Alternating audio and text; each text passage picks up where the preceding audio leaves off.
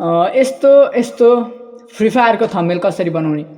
आज म तपाईहरुलाई एउटा एपको मार्फत फ्री फायरको थम्बनेल अथवा युट्युबको थम्बनेल फेसबुकको थम्बनेल कसरी बनाउने त। भिडियोलाई पुरा हेर्नुभयो भने तपाईहरुले लाग्छ मलाई सबै कुरा जान्नुहुनेछ। भिडियोलाई स्किप नगरिकन हेर्दिनु होला र च्यानललाई सब्स्क्राइब गर्नुभएको छैन भने च्यानललाई सब्स्क्राइब गरी छेउमै रहेको बेल आइकनलाई क्लिक गर्नु होला। धन्यवाद। सर्वप्रथम त तपाईहरुले आफ्नो गुगल प्ले स्टोर ओपन गर्नु होला। ओपन गरिसकेपछि हजुरले के सर्च गर्नुपर्ने छ भन्दाखेरि यहाँनेरि पिक्सल्याब सर्च गरेपछि यस्तो इन्टरफेस खुल्नेछ र यो माथि रहेको पिक्चर एडिटर एपलाई तपाईहरुले इन्स्टल गर्नु होला। मैले चाहिँ इन्स्टल गरिसकेको छु र अहिले अब ओपन गर्छु। इन्स्टल गर्नु होला र यति ओपन गरिसकेपछि देख्न सक्नुहुन्छ यहाँनेरि यस्तो रहेको छ। यसलाई हामीले डिलिट गरिदिन्छौँ र यसलाई अब हामीले युट्युबको थम्बनेल साइजमा कसरी क्रिएट गर्ने। यहाँ तल देख्नु भएको यो गोलोलाई क्लिक गर्नु होला र यतापट्टि चारवटा बक्सा जस्तो भएकोलाई क्लिक गर्नु होला र यहाँनेरि इमेज साइज रहेको छ। यसलाई हामीले कस्ट्युममा गएर युट्युब थम्बनेलमा ओके गरिसकेपछि हाम्रो यस्तो युट्युबको साइजमा हुनेछ र हामीले यतापट्टि गोलोमा आएर हामीले इम्पोर्टमा क्लिक गरेर यसको ब्याकग्राउन्ड लाउनेछौँ। मैले ब्याकग्राउन्ड क्रोमबाट डाउनलोड गरेको थिएँ। हजुरहरूले युट्युब थम्बनेल ब्याकग्राउन्ड भनेर क्रोममा गएर डाउनलोड गर्नुभयो भने धेरैवटा पिएनजीहरू भेट्नुहुनेछ र यसलाई हामीले यसरी साइजको बढाउँदै गएर ठिक्क एडजस्ट गर्नेछौँ र यहाँ माथि लेयरमा गएर यसलाई हामीले लक गर्नेछौँ किनकि यो अब हल्लिन पाउँदैन। अब फेरि हामी इम्पोर्टमा गइसकेपछि यहाँ देख्न सक्नुहुन्छ फ्री फायर भनेको छ। यो फ्री फायरको फोटो हजुरहरूले क्रोम ब्राउजरबाट डाउनलोड गर्न सक्नुहुन्छ। फ्री फायर फोटो भनेर सर्च गरेर र अब हामीले यसलाई साइज घटाएर यसरी साइडमा राख्नेछौँ र यति राखिसकेपछि फेरि यसलाई हामीले लक गर्नेछौँ र फेरि हामी इम्पोर्टमा गइसकेर यहाँनिर अर्को फ्री फायरको फोटो लिनेछौँ। हामीले यो फोटो लिएर यसलाई पनि हामीले साइज घटाउनेछौँ। यसको साइज हामीले यसरी घटाइसकेपछि यस्तो हुनेछ र यहाँनिर अब हामीले यसलाई पनि लक गरिसक्यौँ र फेरि हामी इम्पोर्टमा गएर अर्को फोटो यसरी ल्याउनेछौँ र ओके गरेर यसलाई यसरी हामीले एडजस्ट गरिदिसकेपछि यो देख्न सक्नुहुन्छ। यसको मुनि राख्नको लागि हामीले यसलाई होल्ड गरेर यहाँ तलतिर राख्छौँ र यसरी यस्तो भइसकेपछि हामीले यहाँनिर देख्न सक्छौँ फ्री फायरको यहाँ अब हामीले सब्स्क्राइब बटन राख्छौँ। त्यसको लागि हामी सबसे भन्दा पहिला यसलाई कट गरौँ र हामी क्रोम ब्राउजर ओपन गर्छौँ। क्रोम ब्राउजर ओपन गरेपछि हामीले यहाँ लेख्नुपर्ने छ रिमुभ ब्याकग्राउन्डलाई हामीले सर्च गरिसकेपछि हाम्रो यस्तो इन्टरफेस खुल्नेछ र हजुर यो वेबसाइटबाट चाहिँ हजुरहरूले ब्याकग्राउन्ड रिमुभ गर्न सक्नुहुनेछ र हामीले अपलोड इमेजमा क्लिक गऱ्यौँ भने इमेज अपलोड गर्ने ठाउँ आउँछ र हामीले यसलाई यो सब्स्क्राइब लेखेकोलाई हामीले राइट क्लिक गरेर डन गऱ्यौँ भने यसले आफ्नो ब्याकग्राउन्ड अटो रिमुभ गरिदिनेछ। देख्न सक्नुहुन्छ।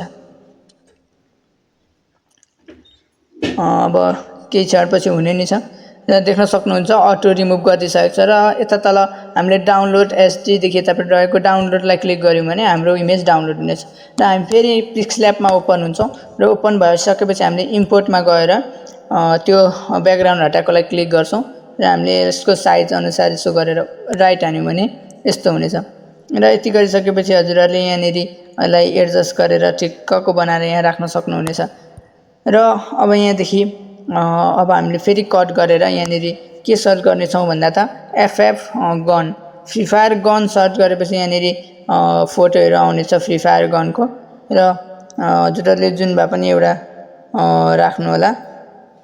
मैले यो लिएँ र यो लिइसकेपछि यसलाई हामीले होल्ड गऱ्यौँ भने यो डाउनलोड हुनेछ।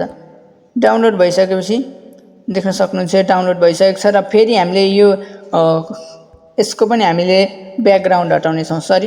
ब्याकग्राउन्ड हटाउनको लागि हामीले फेरि रिमुभ ब्याकग्राउन्ड भनेर क्रोममा सर्च गर्छौँ र हामीले त्यो फोटोलाई चुज गरेर डन गर्छौँ र यति गरिसकेपछि यसको पनि auto adjust background हट्नेछ।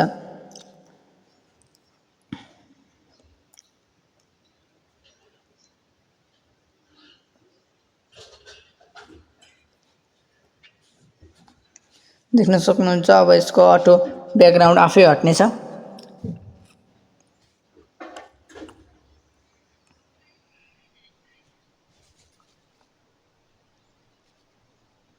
Background remove भइसकेको छ र फेरि हामी इम्पोर्टमा गएर यो गन लिन्छौँ र यसलाई हामीले क्रप गरेर यसरी एडजस्ट गर्नेछौँ।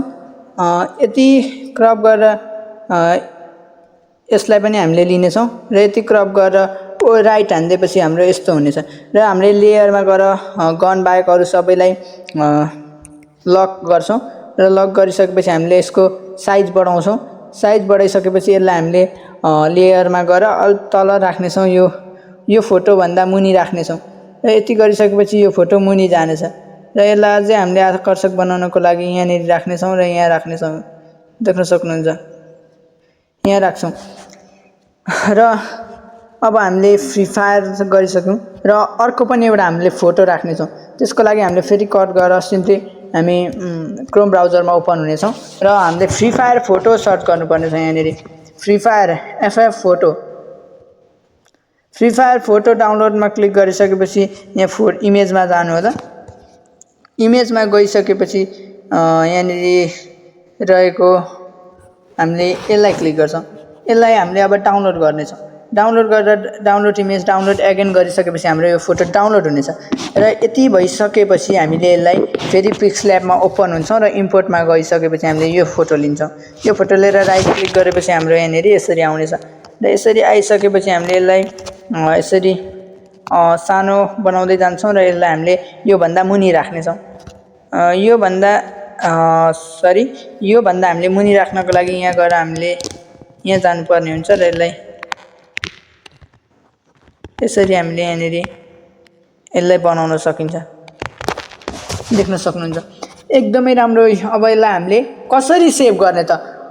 अब सेभ गर्नको लागि हजुरहरू यहाँ माथि रहेको फाइल जस्तो आइकनमा क्लिक गर्नु होला र सेभ एज इमेजमा क्लिक गरिसकेपछि यहाँनिर देख्न सक्नुहुन्छ कस्ट्युममा गएर हजुरले अल्ट्रा सेभ गर्नु भने एकदमै राम्रो क्वालिटीमा हजुरहरूको सेभ हुनेछ र सेभ टु ग्यालरी गर्नु भने हजुरहरूको इमेज सेभ हुनेछ र यो हामी अब ग्यालेरीमा गएर हेर्नेछौँ। ग्यालेरीमा गएर हेर्दाखेरि हजुरहरूको आइसकेको छ, यहाँ भिडियो आइसकेको छ।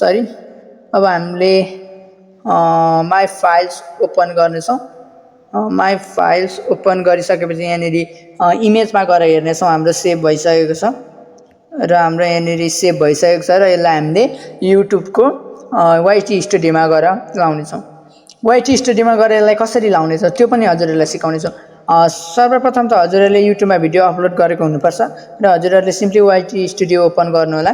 YT स्टुडियो ओपन गरिसकेपछि यहाँनिर यस्तो इन्टरफेस खुल्नेछ। यस्तो इन्टरफेस खुलिसकेपछि हजुरहरूले यहाँ कन्टेन्टमा जानु हो र यहाँनिर मैले एकछिनको लागि लाउन त होइन, तपाईँहरूलाई देखाउनको लागि यहाँ 3 डटमा क्लिक गर्नु होला र एडिट गरिसकेपछि यस्तो इन्टरफेस खुल्नेछ र यस्तो इन्टरफेस खुलेपछि यहाँ माथि रहेको पेन्सिल जस्तो बटनलाई क्लिक गर्नुभयो भने हजुरहरूको चेन्ज भन्ने आउँछ र चेन्जमा गएर हजुरहरूले यसलाई क्लिक गरेर हजुरहरूले डन गरिदिनु भने यो थम्बनेल सेभ हुनेछ। फिलहाल मैले यो सेभ गर्न चाहिनँ र यसलाई क्यान्सल हान्दै तपाईँहरूलाई सिकाउनको लागि मात्रै थियो। र हजुरहरूलाई आजको भिडियो कस्तो लाग्यो त? भिडियो राम्रो लाग्यो भने च्यानललाई सब्सक्राइब गरी नजिकैमा रहेको बेल आइकनलाई पनि क्लिक गर्नुहोला। धन्यवाद।